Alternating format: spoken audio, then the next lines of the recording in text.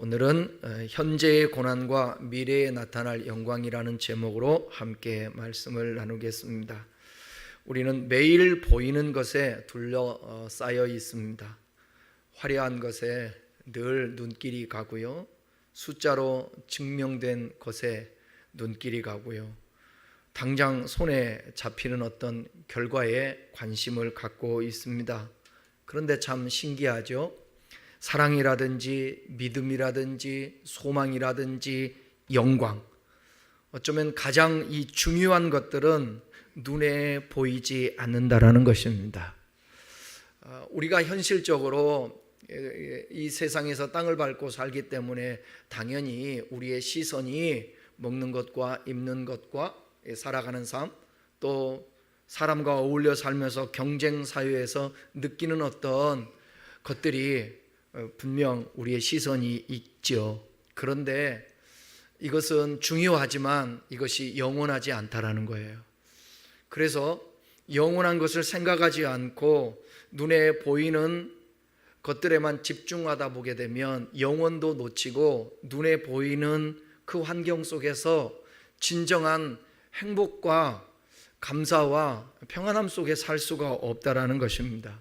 그래서 예수 믿는 사람은 보이지 않는 세계를 볼 수 있는 그런 안목과 그 믿음이 우리에게 있어야 합니다.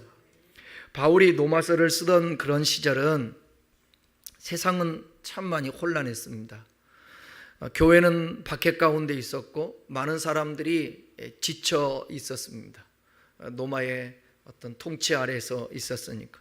그 가운데 바울은 믿음의 사람들에게 이렇게 말합니다. 우리는 보이지 않는 것을 기다리는 사람들입니다. 현재 너무 힘든다 할지라도 그 믿음 가지고 오늘을 잘 살아냈으면 좋겠습니다라고 권면을 하는 것입니다. 로마서 1장부터 7장까지는 복음의 핵심, 모든 사람이 죄인인데 그 죄인들이 오직 예수 그리스도의 은혜, 그 은혜로 말미암아 우리가 믿을 때에 의롭다함을 얻는다는 진리를 펼치고 있습니다. 1장에서 7장같이. 그리고 8장에서는 그렇기 때문에 우리가 얼마나 소망 가운데 살 수 있는가를 선포합니다. 하나님의 은혜로 구원을 받은, 하나님의 은혜로 의롭다함을 받아 하나님 나라를 소유하는 사람들은 소망 가운데 살 수 있다는 것이에요.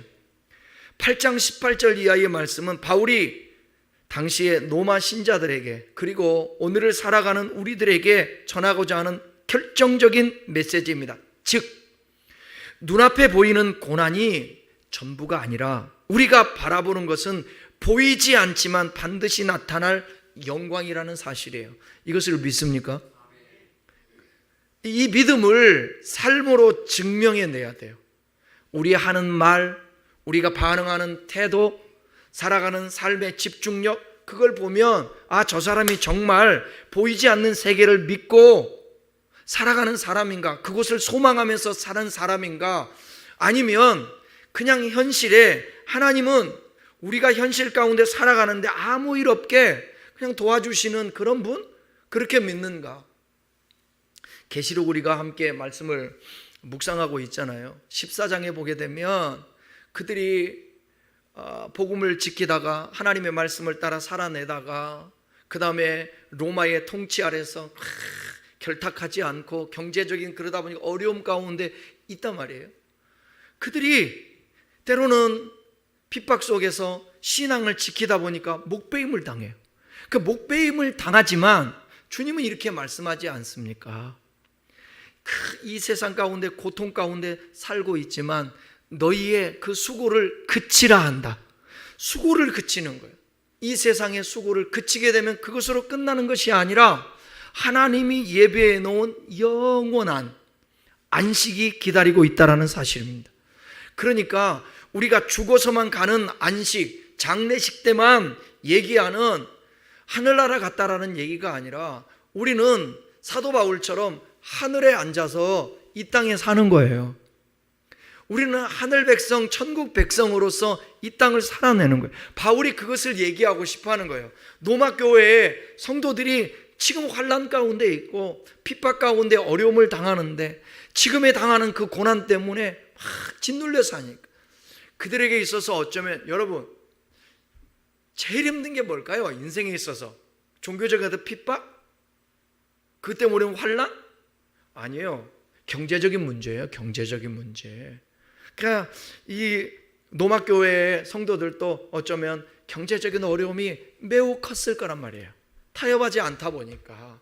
오늘 이 시대도 그러지 않아요? 예수 믿는 사람들이 세상과 타협하지 않아야 되는데 지금 또 이 조국 대한민국의 교회가 또 이슈지 않습니까? 이 특검에서 한국교회 그래도 제일 원로라는 목사님 김장한 목사님을 압수수색하고 우리나라에서 제일 큰 교회 목사님을 압수수색을 하고 하나님의 사람들이 압수수색을 당한다. 교회가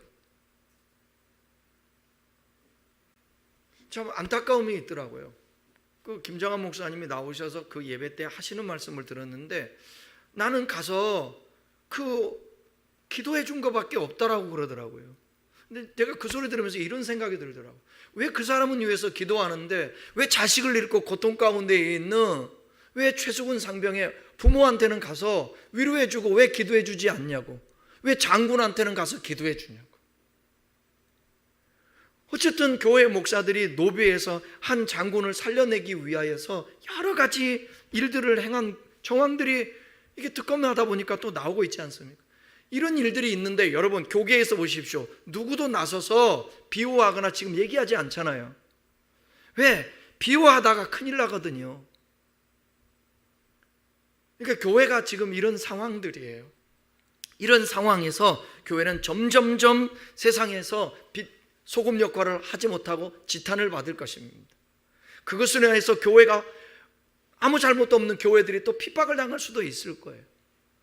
근데 예수 믿는 하나님의 사람들은 보이지 않는 세계를 또 심판의 그 세계를 믿고 오늘 하나님의 말씀을 붙들고 살아내는 그 삶을 살지 아니하면 세상과 타협해서 어쩜 삶은 편안할지 몰라요. 인정받을지 모르지만 나중에 마지막 때는 수치를 당하고 주님 앞에 섰을 때에 심판을 받게 된다는 거예요. 오늘 저와 여러분도 마찬가지예요. 지금 당장 먹고 사는 문제, 잘 사는 것, 누리는 것, 그것도 중요합니다. 하나님이 주신 분복이니까. 그런데 그러다가 저 보이지 않는 세계의 하나님 나라와 하나님의 심판과 영원한 영광을 놓치면 안 된다는 거예요.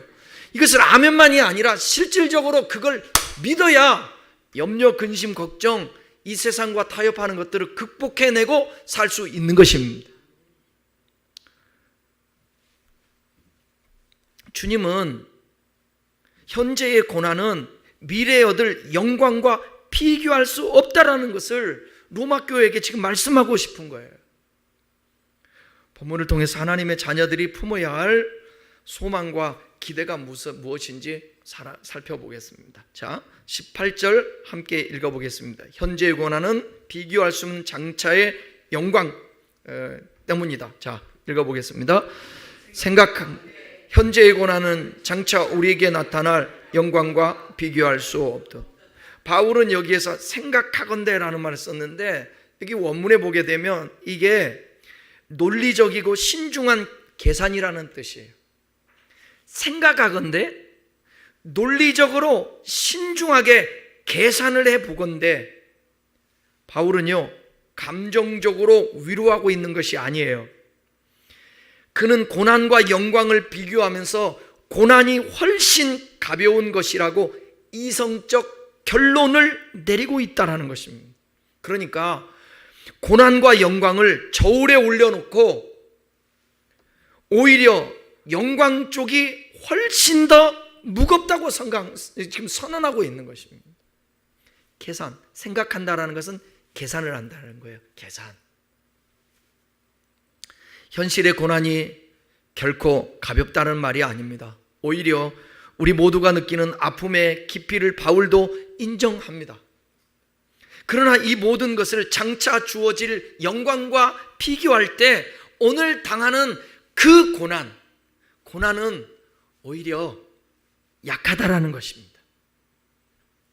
그래서 그 영광을 바라보면서 이 예화가 뭐 맞을지 안 맞을지 모르지만 여러분 그 고3 학생들이 공부를 하고, 그 다음에 회사에 취직하기 위해서 공부를 하고, 공무원 되기 위해서 공부를 하고, 그러지 않습니까? 근데 그들이 오늘 진짜 죽을 똥 쌀똥 이 더운 날씨에도 공부하고 있어야 된다. 뭘 바라보면서 그 고난을 견디고 있는 겁니까? 합격을, 그거를 기대하고 바라보면서 오늘을 견디는 것입니다. 그걸 충실하게 열심히 하고 있잖아요. 우리의 신앙도 어쩌면 그것도 필요한 거예요. 분명 그 하나님의 세계, 미래의 세계가 우리에게 있다라는 거예요. 이 믿음은 매우 중요합니다.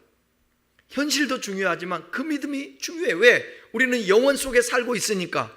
이 삶은, 보이는 삶은 영혼의 한 점에 불과한 거예요. 그날을 바라보면서 오늘도 때로는 하나님의 섭리 속에서 힘듦과 어려움과 환난이 있으면 이거 견뎌내야 돼요. 이겨내야 돼요. 하나님이 저 하나님 나라에서 보상해 줄 것이고 그날에 안식하게 할 것이고, 아니 또 때로는 이 땅에서도 고난을 견디고 나면 하나님께서 욥에게 주신 것처럼, 욥이 환난을 당한 후에 또 갑절의 축복을 받은 것처럼 우리도 그럴 수도 있어요. 그러니까 지금은 이겨내는 것입니다. 이겨내, 받아들이든 어쨌든 뭐 뛰쳐나가든 어떻게 해서라도 이 상황들을 믿음 안에서 소망을 가지고 견뎌내고 이겨야 되는 것입니다. 당시 로마 교회는 박해 속에 있었다고 그랬죠. 믿음을 지키는 것이 불이익으로 다가오는 그런 삶이었습니다. 바울이 그들에게 말합니다. 지금 당하는 고난은 사랑하는 로마 교회 성도여, 장차 얻을 영광과 저울질을 해보니까 비교할 수 없는 것이다. 단순한 미래의 위안이 아니라 이것은 현재를 버티게 하는 논리인 거예요. 고난이 소망을 파괴한다는 생각은 쉽지만 성경의 논리는 반대로 고난이 소망을 증폭시킨다는 것을 말하고 싶어 하는 것입니다. 고난이 커 보일 때 그보다 더 큰 영광을 보는 눈이 필요합니다. 그래서 버티는 거예요. 그래서 지금도 어쩌면 어때요? 저기 선수촌에서, 태릉 선수촌에서 수많은 우리 국가대표 선수들이 지금도 이 더운 날씨에 훈련을 하고 있잖아요. 올림픽은 몇 년 만에 한 번 있어요? 4년 만에. 아시안게임도 4년 만에. 그 4년 만에 한 번 있는데 거기서 메달을 따기 위하여서 4년 동안을 그 영광을 위해서 고난을 감수한다는 거죠. 고난이 커 보일 때 그보다 더 큰 영광을 보는 눈, 믿음은 바라는 것들의 실상이라. 하나님의 약속을 붙들고 하나님이 어떤 분인가를 알고 오늘을 견디고 이겨낼 수 있는 저와 여러분 되었으면 좋겠습니다. 자, 19절 보겠습니다. 19절, 피조물이 고대하는 바는 하나님의 아들들이 나타나는 것이니. 여기 하나님의 아들들은 그리스도를 믿는 자들, 즉 성령 안에서 새 생명을 받은 모든 신자들을 의미합니다.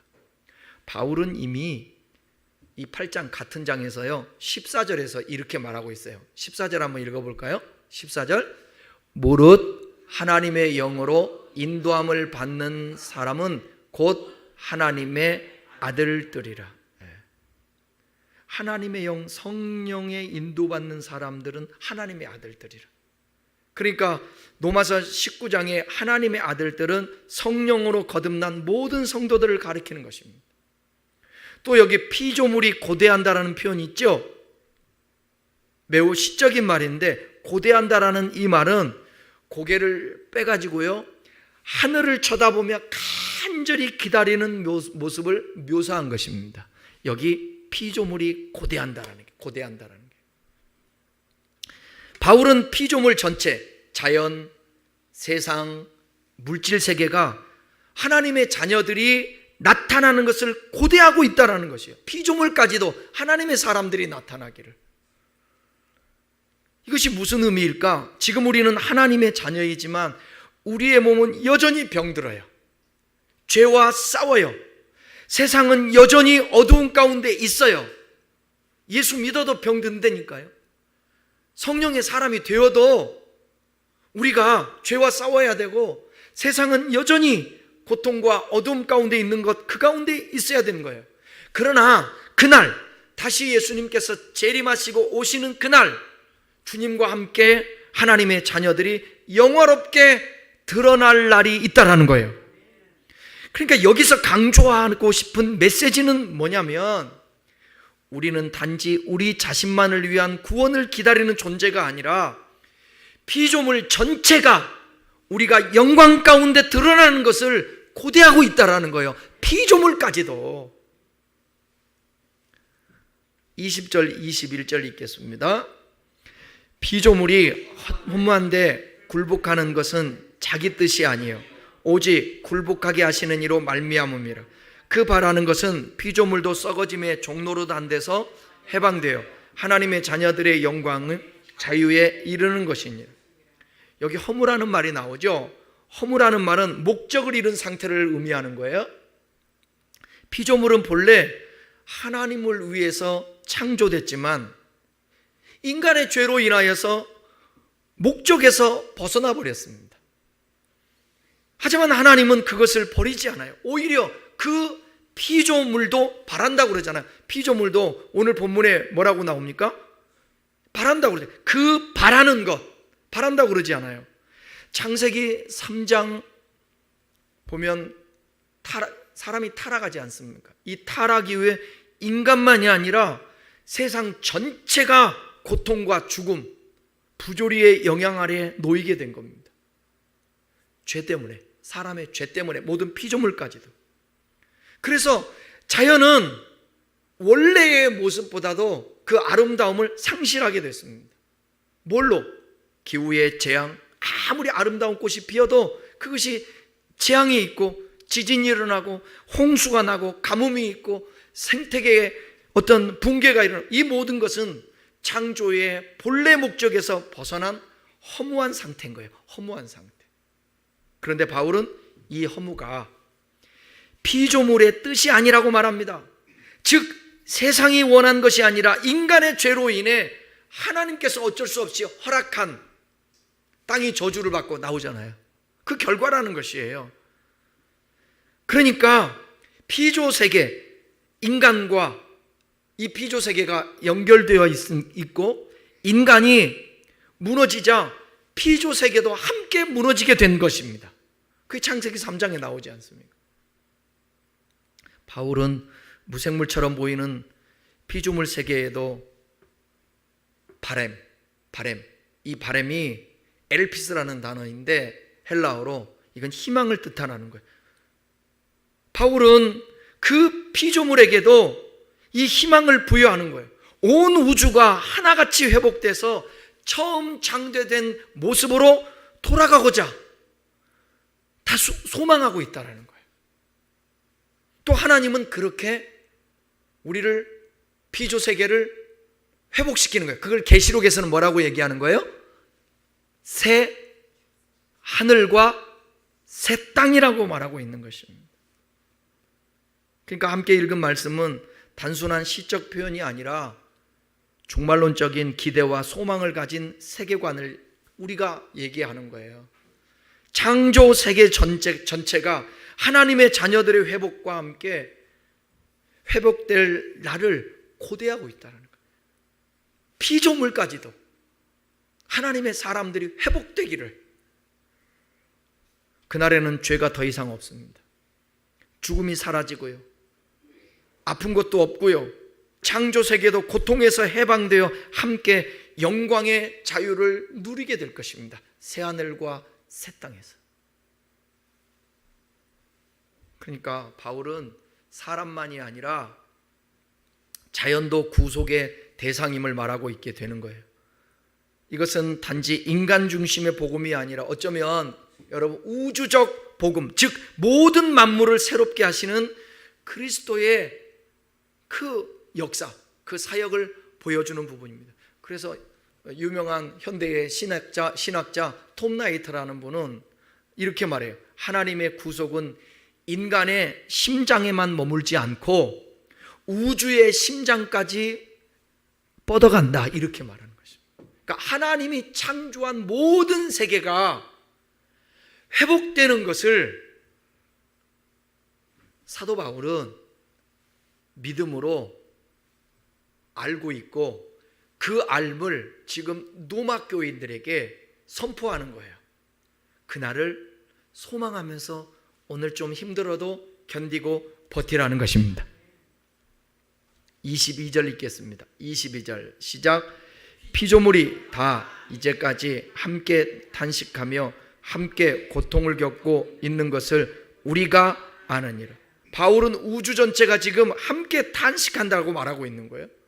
여기서 탄식이라는 단어는 깊은 고통과 어떤 시름, 절망 가운데 터져나오는 소리. 그러니까 바울은 자연히 말은 못하지만 침묵 속에서 신음하고 있다라는 거예요.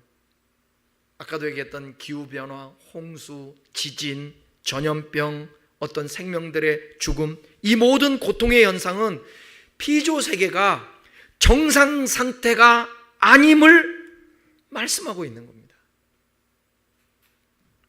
또한 생각할 수 있는 것은 탄식이라는 게 뭐냐면, 이 말은 좀 중요해요. 잘 들어보세요. 죽음의 고통이 아니라 출산의 고통이에요. 이 탄식하는 것은 끝내기 위한 절망스러운 탄식이 아니라 출산을 하기 위한 고통이라는 거예요. 이 탄식은 절망의 시름이 아니라 새로운 어떤 생명을 위한 진통이다. 마치 아이를 낳기 위하여서 여러분 막 진통하는 것처럼 이것은 고통이지만 이 고통을 통해서 어떤 일이 벌어지는 거예요? 새 생명이 탄생하게 된다는 것입니다. 그러니까 이 고통은 끝이 아니라 시작이고, 이 고통은 하나님 나라가 도래하고 있다라는 신호, 산모가 진통을 할 때 새 생명이 태어난다라는 신호이듯이 이 피조세계가 고통 가운데 있다라는 것은, 탄식하며 신음한다라는 것은 뭐예요? 하나님의 세계가 펼쳐진다라는 사실이에요. 그러니까 얼마나 우리에게 소망입니까? 근데 이 말씀을 들으면서 우리가, 저나 여러분이 이 희망 갖고 소망을 갖고 기대하면서 영원한 세계를 바라봐야 되는데, 이거 아니거든. 오늘날의 그리스도인들은, 아니 예수님이 계시던 그 시대도 그렇고 항상 욕망을 위해서, 자기 욕망을 위해서 예수님이 필요한 거였죠. 신이 필요한 거였죠. 그러나 주님이 마음 아파하시는 겁니다. 23절 읽겠습니다. 23절 시작. 그뿐 아니라 또한 우리 곧 성령의 처음 익은 열매를 받은 우리까지도 속으로 탄식하며 양자될 것 곧 우리 몸의 속량을 기다리는, 여기 중요한 표현이 나옵니다. 성령의 처음 익은 열매. 이것은 미리 맛본 하나님 나라를 증거인데, 우리는 여전히 몸의 구속을 기다리고 있습니다. 이 몸은 연약하고 늙고 병듭니다. 하지만 우리는 그것이 끝이 아님을 알잖아요. 우리가 기다리는 것은 뭐냐면 부활의 몸, 신령한 몸으로 부활하는 거예요. 그러니까 완전한 회복을 말하는 것입니다. 지금은 아직 그 영광이 나타나지 않았지만 이미 성령이 우리 안에 그것을 보증하고 계시다라는 것입니다. 성령의 사람들은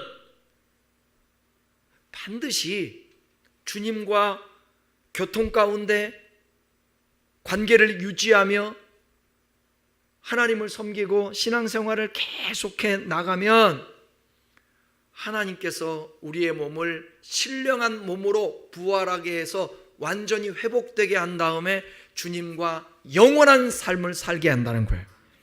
이보다 큰 소망이 없다라는 것입니다.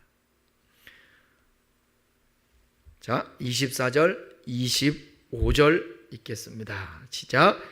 우리가 소망으로 구원을 얻었음에 보이는 소망이 소망이 아니니 보는 것을 누가 바라리요? 만일 우리가 보지 못하는 것을 바라면 참음으로 기다릴지니라. 여기서 바울은 구원이 완료된 것이면서도 아직 완전히 실현되지 않은 것임을 말합니다. 다시요? 이걸 생각해 봐야 돼요. 구원이 완료된 것이면서도 아직 완전히 실현되지 않은 것임을 말합니다. 그러니까 저와 여러분들이 구원받았잖아요. 성령의 사람이잖아요. 그런데 여전히 세상의 영향을 받고 살잖아요. 이 땅에서 고통 가운데 있잖아요. 때로는 믿음도 흔들리기도 하잖아요. 구원받았는데 아직 실현되지 않았기 때문에 이것을 신학적으로 제가 늘 이건 여러분들이 잘 듣고 이해를 해야 돼요. 이미와 아직. 이미와 아직. Already but not yet이라고 그래서 이미 하나님 나라가 임했는데 아직 완성되지 않았다. 이렇게 표현해 볼까요? 이미 구원받았는데 아직 하나님 나라를 가지는 않았다. 우리가 예수 그리스도를 믿음으로 구원받았지만 몸의 구속, 완전한 회복, 새하늘과 새 땅은 아직 오지 않았다라는 거예요. 그래서 우리는 지금 소망으로 구원받은 자들이에요.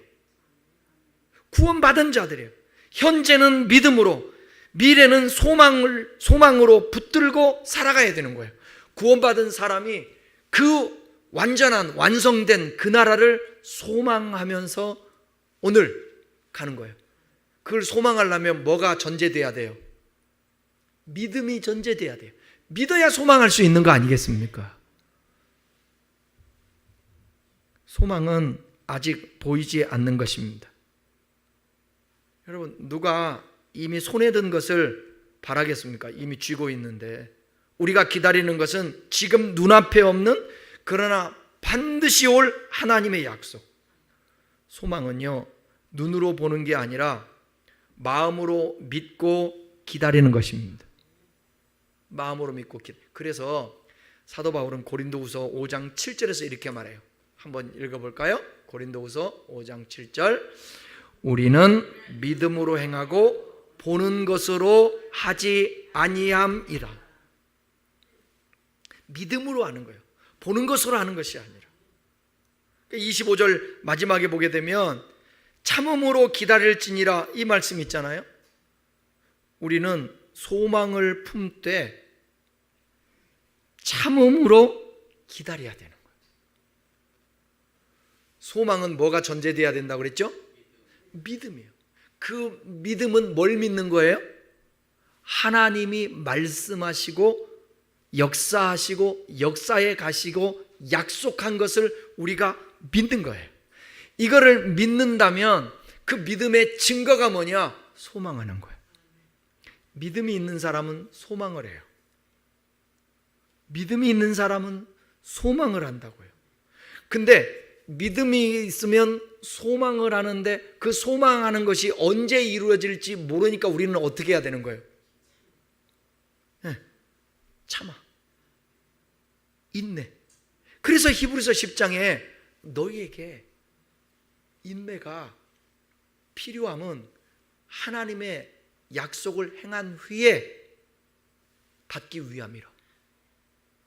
기다리면서 약속의 말씀을 믿고 그대로 행하면서 가는 것입니다. 그 결과는, 그 시간은 누가 주시는 거예요? 하나님이 주시는 거예요. 저와 여러분들은 결과 중심의 사람이 되면 안 돼요. 결과 중심의 사람이 되면 급해요. 결과 중심에. 과정을 자꾸 무시하게 돼요. 심리학에서 결과 중심의 사람들은 화끈하긴 한데 아주 열정적이에요. 근데 과정을 무시해요. 그래서 남의 소리를 잘 안 들어요. 그러니까 교제를 한다든지 같이 얘기를 하잖아요. 그러면 딴 생각을 하고 있어요. 자기 하고 싶은 말만 해요.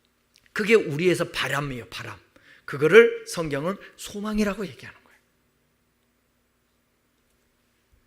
여러분, 우리가 이 땅에 살면서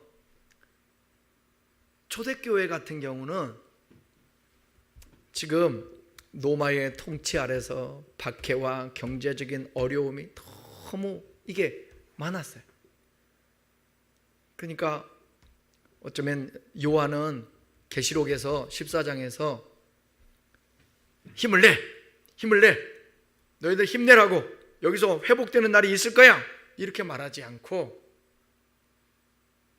목배임을 당하는데 수고를 그치는 거다. 제가 그 생각을 해요.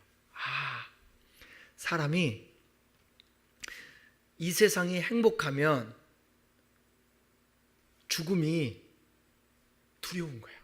죽고 싶지 않은 거야. 그런데 너무 수고로운 삶을 살게 되면 그 수고를 그치는 거기 때문에 죽음도 받아들일 수 있는 거야. 그러니까 여러분, 때로는 저 하나님 나라를 소망하는 사람들도 있어요. 나이 드신 분들 보니까 너무 아프고 고통스러우니까 저희 작은어머니가 지금 90 가까이 되는데 시골에 계시다가, 시골에서 혼자 계시고 자녀들은 다 이제 서울에 있는데, 저희 사촌들은 있는데 CCTV를, 저희 형님이, 사촌 형님이 CCTV를 이렇게 달아놨는데 어느 날은 시골집에 부엌 넘어가다가 넘어지는 거예요. 그 넘어지는 걸 여러분 CCTV로 보면 그 마음이 어떻겠어요? 그래가지고 쓰러져 있고 겨우 막 일어나려고 하고, 그 CCTV 보고 있는데 밥도 안 드시고, 그래서 모시고 왔어요. 구리로 모시고 와서 며칠 전에 거기를 작은아버지들이랑 당숙이랑 같이 제가 요양원에 이제 문병을 갔는데 정신은 그래도 있으셔서 이렇게 말씀하다. 아이고, 요양원에 계시니까 아이고 빨리 죽었으면 좋겠어 그러더라. 근데 그 말이, 노인들이 할 때 빨리 죽었으면 좋겠어 이 말이 거짓말, 3대 거짓말이 노인들은 빨리 죽었으면 거짓말. 그런데 저희 작은어머니가 하는 말은 거짓말로 들리는 게 아니라 진심으로 들려요. 진심으로. 요양원에서 자식 가끔 오기는 하지만 그게 그냥 아예 정신이 없으면 모르는데 정신이 있게 되면 그게 힘든 거예요. 그래서 죽음을 소망하는 거예요. 근데 우리가 이 땅에서 때로는요, 그 성경에 나오는 계시록이나 로마 시대하고는 조금 다름이 있으니까 이 땅에 사는 날 동안도 우리가 일을 하고 힘을 쓰고 그러면서 캐세라세라가 아니라 어떻게 되겠지가 아니라 때로는 목적을 세워놓고 소망하면서, 그것도 하나님 앞에 기도하면서 소망을 두고 목적을 두고 그걸 이루어가면서 하나님이 약속했으니까 이 땅에서도 하나님이 이루어주고 우리 다음 세대를 통해서 이룰 것을 그걸 기대하면서 기다리고 소망하고 이 땅에서도 그게 필요한 거예요. 그렇지만 그것도 유한하다는 거죠. 영원한 것은, 오늘 본문에서 말하고자 하는 것은 뭐냐면 우리가 장차 얻을 그 영광을 기대하고 소망하고 바라보면서 오늘 상황들을 힘들면 견디고 참으라는 거예요. 존 파이퍼라는 미국에 있는 유명한 목사님이 이런 얘기를 했습니다. 하나님은 당신이 기다리는 동안 당신 안에서 가장 깊은 일을 행하신다. 내가 기다릴 때, 내가 소망할 때 내 속에서 역사하신다는 거예요. 말씀을 마무리하겠습니다. 우리는 모두 뭔가를 기다리고 있습니다. 어떤 이들은 성공을, 어떤 이들은 회복을, 어떤 이들은 사랑을 기다립니다. 하지만 성경은 이렇게 말합니다. 보이는 것을 바라는 것은 소망이 아니에요. 보이지 않지만 확실한 것을 바라는 것이 참된 소망이라는 것입니다. 바울은 로마의 신자들에게 이렇게 말해요. 당신들이 지금 겪는 고난은 반드시 미래에 나타날 그 영광과 저울질해 보니까 비교할 수 없을 정도로. 그러니까 여러분들 소망을 가지세요, 이렇게 말하는 거예요. 오늘 우리에게도 말하지 않겠습니까? 저와 여러분에게 당신이 지금 견디는 일상 그 속에서도 하나님은 일하고 계시다. 그러니까 고개를 들고 소망 가운데 살아내라는 거예요. 세상을 보며 무엇을 볼 때 만족함이 없다고 그러잖아요. 이 세상은 만족함이 없대요. 있을 수도 있죠. 만족함이 왜 없어요? 있을 수도 있는데 무슨 찬송 가운데 얘기하는 것은 만족함이 없다라는 것은 영원하지 않다라는 거예요. 그러니까 하늘의 소망으로 완전한 것을 갖고 있으면서 이 땅에서 누리면서 기뻐하면서 감격하면서 얻으면서 사는 거죠.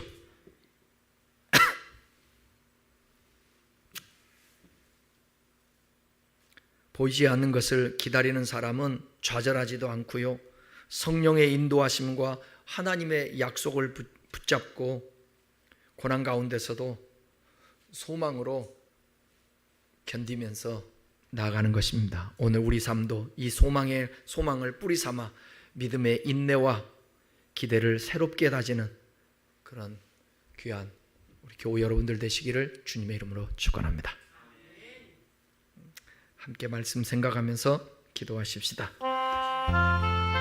아버지 하나님, 우리들에게 지금은 때로는 또 고난도 있을 수 있지만 장차 나타날 영광과 비교할 수 없음을 주님 말씀해 주시니 감사합니다. 주여, 우리 사랑하는 우리 성도들 귀한 말씀 함께 나누고 들었사오니 오 주님께서 현재의 고난과 미래에 나타날 그 영광을 비교할 때, 저울질할 때 정말 이 땅에서 우리가 견딤으로 인하여서 주어질 그 놀라우신 영광스러운 축복을 함께 나누었습니다. 보이지 않는 것은 영원하다 하였습니다. 보이는 것으로 인하여서 절망하거나 낙심하거나 뒤로 물러서거나 포기하거나 하지 않게 하시고 소망 가운데 믿음 갖고 살아내는 우리 성도들 될 수 있도록 인도해 주시옵소서. 아버지 하나님, 이 땅에서도 소망을 갖지만 저 하나님 나라의 소망을 갖게 하신 것을 인하여서 정말 감사합니다. 인내하면서 오늘도 주님과 친밀한 교제 가운데 주님을 의지하고 주님께 기도하고 주님의 늘 인도와 보호 속에 축복 속에 살아나게 하옵소서. 여호와가 목자가 되어 주셔서 우리를 쉴만한 물과 푸른 초장으로 인도하시고 때로는 사망의 음침한 골짜기를 다질 때도 주께서 함께하여 주시고 마지막에는 여호와의 집에 영원히 거하게 하는 은총이 있음을 감사합니다. 그를 소망하면서 오늘을 살아낼 수 있는 믿음의 사람들 되게 하여 주시옵소서. 아버지 하나님의 그 크신 그 사랑과 은혜 아래서 늘 거하며 살게 하옵소서. 사랑과 은혜가 풍성하신 아버지 하나님, 오늘도 우리에게 말씀하신 대로 지금의 고난은 장차 나타날 영광과 비교할 수 없음을 믿습니다. 세상은 탄식하고 우리도 또 기다렸지만 하나님 반드시 새롭게 하시고 회복시켜 주실 줄 믿습니다. 보이지 않는 것을 바라보며 믿음으로 소망으로 인내하며 살아가게 하여 주옵소서. 고통 속에서도 하나님을 기대하게 하시고 끝까지 기다릴 수 있는 힘을 허락하여 주옵소서. 예수님 이름으로 기도하옵나이다. 아멘. 하늘에 계신 우리 아버지여, 이름이 거룩히 여김을 받으시오며 나라의 마우시며 뜻이 하늘에서 이룬 것 같이 땅에서도 이루어지이다. 오늘날 우리에게 일용할 양식을 주옵시고 우리가 우리에게 죄 지은 자를 사하여 주는 것 같이 우리 죄를 사하여 주옵시고 우리를 시험에 들게 하지 마옵시고 다만 악에서 구하옵소서. 대개 나라와 권세와 영광이 아버지께 영원히 있사옵나이다. 아멘. 아멘. 아멘. 감사합니다.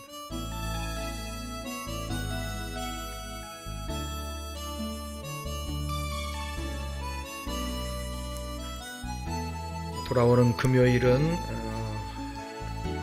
금요 심야 기도회가 있습니다.